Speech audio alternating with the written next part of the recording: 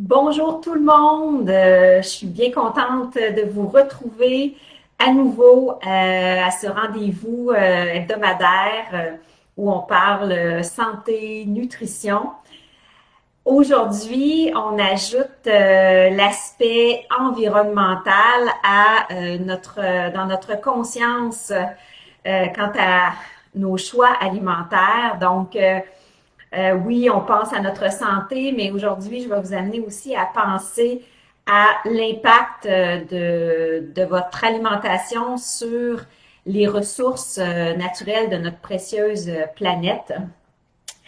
Vous savez qu'en 2050, on sera 10 milliards d'individus sur la planète et actuellement, on vit déjà à crédit quant aux ressources de la planète. Je vois des gens qui sont déjà présents, super. Donc, on vit déjà à crédit quant à nos ressources de la planète et pour ceux et celles qui ont des enfants, faut penser surtout à eux. On veut leur laisser une vie agréable. On veut qu'ils aient des moyens comme on en a aujourd'hui de bien s'alimenter. Et pour ça, il faut évidemment faire attention à l'environnement. Ça va être le sujet de cette conférence aujourd'hui. Je vais vous donner les recommandations de groupes d'experts quant à l'alimentation qu'on devrait avoir pour justement, en fait, s'occuper de sa santé et en même temps s'occuper des ressources de la planète. Donc, c'est un double défi. Parfois, on fait des choix alimentaires qui sont justement pour notre santé. On a entendu parler, par exemple, que l'avocat, c'est très bon pour notre santé. Effectivement, il y a de très bons gras. Mais tout dépendant d'où vient l'avocat, évidemment, ça pousse pas au Québec. Quand on pense à que l'avocat pousse au Mexique, dans quelles conditions, premièrement, les gens qui cultivent les avocats sont dans quelles conditions ils travaillent. Puis après ça, il y a aussi, est-ce que le fait que l'avocat vient de loin, là, le coût environnemental du transport, des fois, donc ça peut nous faire des choix différents ou, par exemple, nous faire diminuer notre consommation de certains aliments, même si ils sont très santé pour nous, et se tourner vers dans le fond, des aliments qui viennent de chez nous, qui ont les mêmes propriétés santé et qui vont avoir un impact environnemental plus faible. Quand on regarde au niveau mondial, l'agriculture qui sert à nous nourrir, mais qui sert beaucoup à nourrir le bétail, occupe environ 40% des terres mondiales. Et le 2 tiers de ces terres, de cette production agricole, est utilisée pour l'alimentation des animaux. Donc, tout de suite, d'emblée, je suis en train de vous amener là, dans la piste que ce qui coûte le plus à nos ressources naturelles planétaires, c'est vraiment l'élevage des animaux, particulièrement les ruminants qui comprennent le bœuf, le veau, l'agneau, la chèvre. C'est pour ça que mon dernier livre s'appelait Ménager la chèvre, manger le chou. C'était pour parler des ruminants, manger un petit peu moins de ruminants, manger plus de légumes. Ça comprend la chèvre. Vous avez aussi, attendez un petit peu, il y a des animaux là que je vais peut-être le retrouver tantôt là qui sont des ruminants mais qu'on mange moins ici. Mais bon, ceux qu'on connaît, c'est bœuf, veau, chèvre et agneau.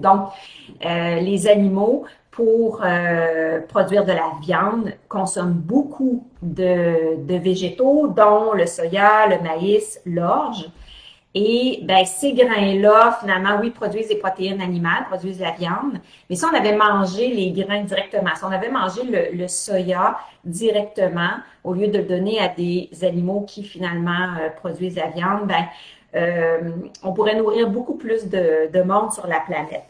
Actuellement, on parle de la pandémie, de la pandémie du COVID, je ne vous parle pas de ça aujourd'hui, mais on parle évidemment de la pandémie d'obésité dans le monde.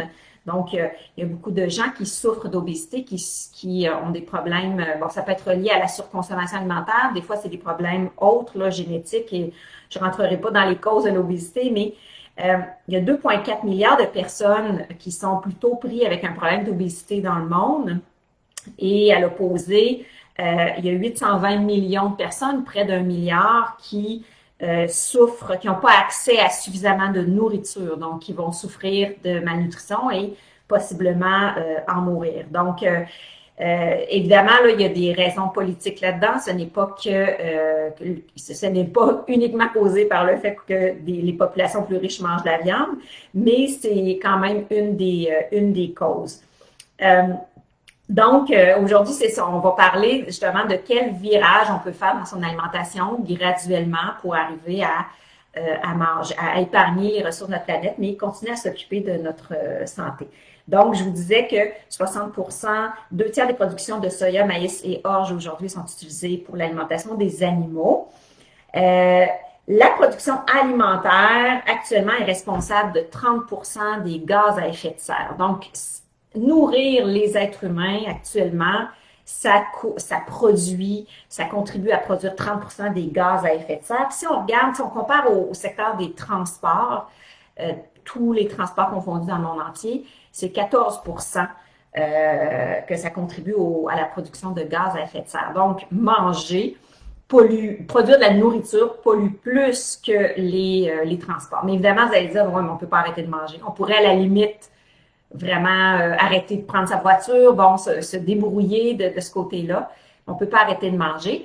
Mais si justement on mangeait plus à base végétale, ben on arriverait on aurait une production moins grande de gaz à effet de serre parce que nourrir les animaux, ça coûte énormément de ressources mondiales.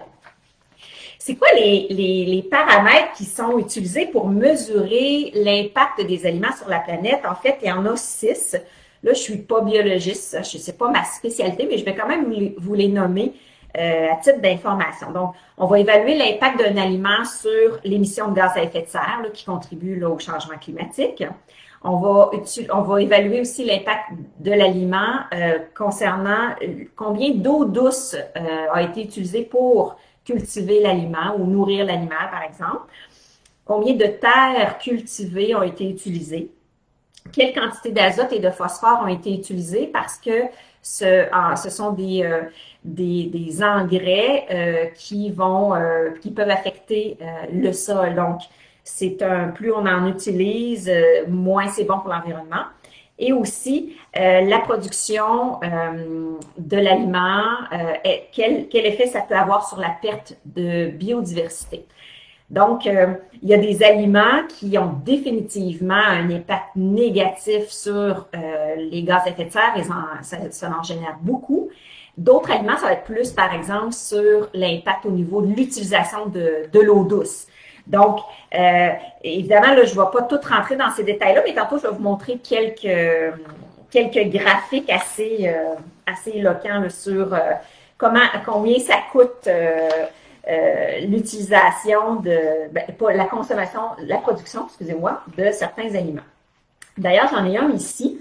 Je ne sais pas si vous allez bien voir là à l'image, à l'écran, excusez-moi. Donc, on voit, c'est un tableau, je vais vous l'approcher le plus possible. Bon, peut-être que je pourrais vous le faire parvenir pour ceux que ça intéresse. C'est pas très clair finalement, mais en fait, je veux juste attarder votre attention dans la section ici où on parle des protéines animales, là, bœuf, agneau, porc, poulet, œufs et produits laitiers. Donc, puis en haut, là, c'est tous les facteurs pour évaluer l'impact environnemental. Puis on voit que surtout pour le bœuf, l'agneau et le porc, là, on est dans le rouge actuellement au niveau de l'impact que ça a sur l'environnement pour tous les aspects que je vous ai mentionnés tout à l'heure. Et dans le haut, ben, c'est tout ce qui est végétal, fruits, légumes et céréales. Et dans le bas, on voit les poissons qui ont moins d'impact environnemental. Donc, puis où il y a du jaune ici, ça va être plus les œufs et les produits laitiers qui, même s'ils sont de source animale, ont quand même une moins grande empreinte écologique. Donc, on voit que les sources de viande, là, de tous les animaux donc d'élevage ont le plus grand impact sur l'environnement. Puis là, je vous amène pas aujourd'hui je veux pas vous convaincre à devenir végétalien. Vous allez voir qu'il y a moyen de réduire sa consommation sans devenir végétalien et vraiment d'avoir un impact sur l'environnement. Parce que, outre l'agriculture, l'élevage des animaux qui génèrent des gaz à effet de serre et nuisent à l'environnement, il n'y a pas juste ça. Il y a un gros facteur qu'on oublie souvent et sur lequel on a vraiment beaucoup de pouvoir, c'est le gaspillage alimentaire. Donc, si par exemple quelqu'un devenait végétalien, mais se foutait complètement de gaspiller de la nourriture, gérerait vraiment pas bien son garde-manger puis son réfrigérateur, donc il y aurait beaucoup de pertes alimentaires. Il n'y aurait pas autant d'impact positif là, de son changement alimentaire sur l'environnement parce que je vous parlais tantôt là, des gaz à effet de serre. Donc, le système de l'agriculture contribue à 30% là, des gaz à effet de serre produits dans le monde. 15% c'est le transport. Mais il y a un 10% que c'est le gaspillage alimentaire. Donc, 10% de gaz à effet de serre qui viennent du gaspillage alimentaire. Au Canada, 58% de la nourriture est jetée tout au long de la chaîne alimentaire. C'est presque 60%. Donc, et ça correspond à 35,5 millions de tonnes de nourriture qui est jetée. C'est gênant de parler de ça quand on pense qu'il y a des gens qui meurent de malnutrition. Donc, au niveau mondial, 1/3 de la nourriture produite dans le monde est perdue ou jetée, ce qui équivaut à 1,3 milliard de tonnes par an. Et on dit que si le gaspillage alimentaire était un pays, il serait le 3e plus gros producteur de gaz à effet de serre après la Chine et les États-Unis, qui sont des grands producteurs. Donc, tout ça pour dire que le gaspillage alimentaire, c'est quelque chose sur lequel on peut agir quotidiennement. Là, des fois, il faut innover. Bien, c'est sûr qu'il faut d'abord planifier son épicerie, après ça, innover à faire des recettes avec des fois des légumes qui sont un peu défraîchis. Parfois, oui, manger 2 jours, 3 jours de fil, la même affaire, même si on n'en a pas toujours envie. Mais si on pense je pense à la planète, ben des fois on se dit, let's go, regarde, on va le finir, le macaroni que ça fait 3 fois que je mange, puis je vais finir des fois c'est juste des petites quantités qui restent, on est porté à les jeter, donc on peut se faire une assiette avec plein de restants. Et parler aussi, sensibiliser là, les enfants, des fois qui pourraient être difficiles un peu par rapport à ça, leur expliquer pourquoi finalement, oui, des fois, on mange plus d'une fois la même chose. Donc, on a un impact sur le choix de nos aliments, mais aussi sur la façon qu'on gère nos réserves. Il y a à peu près 4 ans, il y a une fondation en Suède, la fondation, je vous donne le nom, Stordalen, évidemment, je parle pas suédois, donc je l'ai peut-être pas bien dit, mais la fondation Stordalen, qui, elle, a financé finalement une large étude pour étudier quelle serait l'alimentation idéale pour assurer la santé de la population mondiale et la pérennité finalement des ressources naturelles de la planète. Donc, cette fondation-là a mandaté 37 chercheurs de renommée internationale, dont Walter Willett. Pour ceux qui sont dans le domaine de la nutrition, c'est un nom que vous pouvez avoir entendu. Là, je vois Richard Desrochers qui est à l'écoute. Qui est à l'écoute, oui, qui est à l'écoute. Donc, lui, peut-être, ce nom-là lui dit quelque chose. Donc, Walter Willett, finalement, était un des membres de ce comité. Et donc, eux autres ont vraiment fouillé la littérature et ont fait des calculs et des calculs. Donc, c'était des gens de tous les domaines, là, agriculture, environnement, nutrition, santé. Et ils sont arrivés à un consensus en 2019. Ils ont donc ils ont produit un rapport avec des recommandations sur le régime santé planétaire. C'était ça le titre de ma conférence aujourd'hui. Donc, ces recommandations-là sont pas banales. C'est basé là, sur une analyse de la littérature, des calculs assez majeurs considérant là, les différents pays. Et si je vais vous partager un peu les résultats de ça, ça ressemble à quoi les quantités de groupes d'aliments qu'on devrait consommer pour épargner les ressources naturelles de notre planète. Donc, en résumé, ce qu'ils disent dans leurs recommandations, et là, il ne faut pas oublier que c'est vraiment quoi manger pour, d'une part, assurer la meilleure santé aux habitants de la planète et aussi la pérennité des ressources naturelles. Donc, on a dit, le résumé, le vraiment bref de ce rapport-là, c'est qu'il faudrait doubler en général, en moyenne dans le monde, notre quantité de fruits, légumes, légumineuses et noix. Donc, doubler notre apport en aliments du règne végétal et de diminuer de 50% notre apport en viande et aussi tout aliment contenant du sucre. Donc, parce que là, il ne faut pas oublier qu'il y a l'aspect santé là-dedans. Donc, ça correspond finalement à une diète qui ressemble à un semi-végétarisme. Donc, concrètement, j'ai les chiffres ici. Puis, je vais vous montrer des modèles, là, des grosseurs de portions, là, parce que ce n'est pas toujours évident des chiffres. Donc, ça, je vous ai mis le lien dans le live. Vous pourrez télécharger ce rapport-là de 30 pages, mais il y a des beaux tableaux. Vous n'êtes pas obligé de lire au complet, mais il y a ce tableau-là notamment. OK? Là, je l'approche le plus possible de la caméra. J'attire votre attention dans la section ici. Donc là, c'est les protéines animales. Vous voyez bœuf, agneau, porc. Et là, il y a un chiffre ici, 14 grammes par jour, parce que c'est la consommation quotidienne. Donc, bœuf, agneau, porc, on recommande de ne pas dépasser 14 grammes par jour. Donc, par semaine, ça nous donne à peu près un 100 grammes de bœuf, agneau, porc. Et c'est quoi 100 grammes? Ben, c'est à peu près ça. La grosseur d'un jeu de cartes environ en viande rouge, on va dire, par semaine. Donc, on n'est pas à zéro. C'est pour ça que je trouve que ce rapport-là est réaliste. On n'est pas à zéro. Mais évidemment, on n'est pas dans on n'est pas dans la portion de viande de 16 onces du restaurant. Là, on est dans à peu près 3-4 onces de viande rouge par semaine. Pour la volaille, étant donné que la production de volaille produit moins de gaz à effet de serre, on est à 200 grammes par semaine. Donc, on sera à 2 fois ça par semaine de poulet. Donc, là, c'est parce que j'ai pas mon petit steak avec moi, mais disons une tranche de steak, 2 petites poitrines de poulet. Et le poisson, on est à 200 grammes aussi, donc 2 fois, donc là, ici, j'ai un petit filet de saumon, 2 petits filets de saumon ou autres poissons par semaine. Les œufs, ça serait 2 œufs par semaine. Et pour les produits laitiers, on recommande une portion par jour.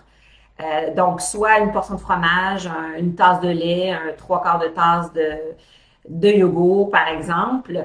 Évidemment, là, tout ça, hein, c'est des recommandations générales, mondiales. Bon, si vous avez des enfants à la maison en croissance, les enfants souvent prennent plus que ça de produits laitiers.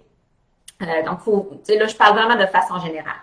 Donc, finalement, c'est ça. C'est des quantités qui sont moindres que ce qu'on consomme actuellement, mais ça correspond finalement à un repas par jour qui serait de source animale. Donc, pour correspondre à pour rencontrer ces recommandations-là, c'est un repas à base de soit poulet, poisson, viande, œufs par jour, plus une portion de produits laitiers. Donc, l'autre repas, ben, inévitablement, si on veut rencontrer les critères, devrait être de source végétale, à base soit de tofu, de légumineuses, de noix, de protéines végétales texturées, peu importe.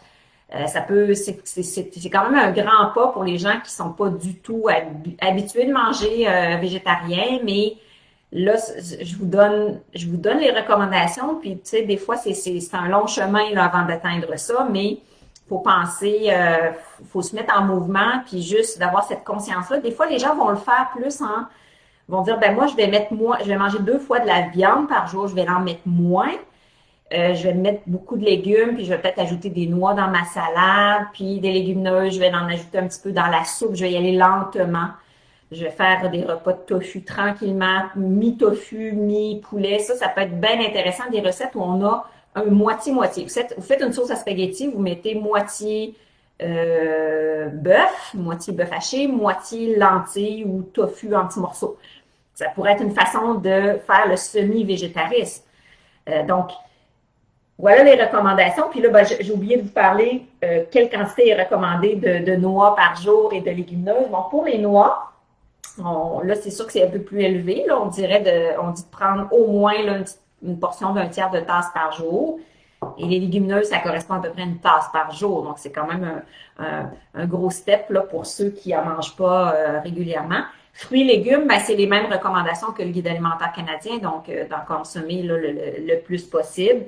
Les grains entiers aussi, là, donc pain, pâtes, riz, etc. Devrait faire partie de notre assiette à chaque repas, puis des bons gras. Donc, la recommandation, c'est ça, c'est un semi-végétariste. Puis là, il y a une autre petite feuille ici qui est intéressante. Un autre petit tableau, je vous le montre dans le haut. C'est ça ici. Donc, on voit en haut, consommation limitée de viande rouge et pas trop non plus de légumes féculents. Bon, ça, c'est plus dans le sens de la santé. Aliments qui sont optionnels, donc non obligatoires, c'est ça, c'est les œufs, les volailles, les produits laitiers. Puis, ce qui est fortement encouragé, là, c'est donc les poissons, les légumes, les fruits, les légumineuses, les grains complets et les noix. Alors, c'est pas un régime végétalien, mais plutôt semi-végétarien. Semi-végétarien. Attendez un petit peu, là. Je regarde dans mes notes qu'est-ce que je voulais vous mentionner. Bon, pour vous, peut-être encore plus, vous encourager à faire des changements. Des fois, on se dit, mais ça vaut-tu vraiment la peine? J'ai écrit, je vous l'ai dit tout à l'heure, le livre Ménager la chèvre, manger le chou. J'ai un chapitre, on est deux auteurs, moi et Marjolaine Mercier. On a un chapitre sur l'impact de l'alimentation sur l'environnement. Et on a réalisé un tableau assez concret où on dit quel sera l'impact sur les gaz à effet de serre si vous remplacez, par exemple, une portion de bœuf par une portion de porc, par une portion de poulet, par une portion d'œuf. Parce que partons du principe que le bœuf et l'agneau, c'est les plus polluants. Agneau, on n'en consomme pas tant au Québec, mais bœuf, c'est assez consommé. Donc, si par exemple, vous remplacez une portion de bœuf par du porc, déjà là, on diminue les gaz à effet de serre de 50%. Le porc est moins polluant. Si vous remplacez le bœuf par le poulet, on diminue les gaz à effet de serre de 67%. Si vous remplacez votre bœuf par des œufs, on diminue de 78%. Et là, quand on remplace avec des protéines végétales, donc vous remplacez votre boulette de bœuf là, pour faire un hamburger par des lentilles, vous diminuez de 99%. Donc, on voit qu'il y a une énorme différence dans les gaz à effet de serre générés par la production de bœuf versus de légumineuses. Si, par exemple, on remplace le bœuf par des noix, on diminue aussi de 96%. Donc, ça a beaucoup d'impact de faire ces changements-là. Mais comme je le répète, il faut vraiment associer un changement c'est nos sources de protéines, en fait, qu'il faut modifier. Donc, aller plus vers des protéines végétales, mais aussi travailler le gaspillage alimentaire, le réduire. Puis après ça, il y a tout l'aspect de l'achat local. Ça aussi, c'est très important, surtout là, actuellement, on encourage énormément les gens à acheter local pour l'économie et en même temps l'environnement. Donc, si on a le choix entre des œufs qui sont produits là d'un petit producteur près de chez nous, c'est toujours préférable que des œufs qui viennent, je sais pas, de l'Ontario ou de plus loin. Regardez aussi à manger peut-être un peu plus les fruits, les légumes de saison qui viennent de chez nous également. Là, c'est le temps beaucoup des asperges, notamment au niveau des légumes. Regardez les étiquettes parce qu'il y a même si on choisit un aliment du règne végétal, des fois, c'est pas toujours logique. Ça serait pas logique, par exemple, d'acheter une conserve de pois chiches qui vient des États-Unis. Alors qu'on le Québec est un producteur de pois chiches. On peut acheter donc des pois chiches d'ici. Ça serait pas du tout logique, même si c'est végétal. Donc, de regarder si les aliments sont produits près de chez nous, c'est l'idéal. Des fois, il n'y en a pas. Des fois, je veux dire, ça nous tente quand même de manger des oranges, des bananes. Dans En général, l'aliment de source végétale, même s'il vient de loin, est quand même moins polluant que l'aliment de source animale. Mais faut être logique là, quand on a deux choix, puis il y en a un qui vient du Québec, même si parfois c'est un peu plus cher, si on est capable de se permettre de payer le prix pour manger local et encourager nos producteurs d'ici, c'est vraiment ce qui est encouragé.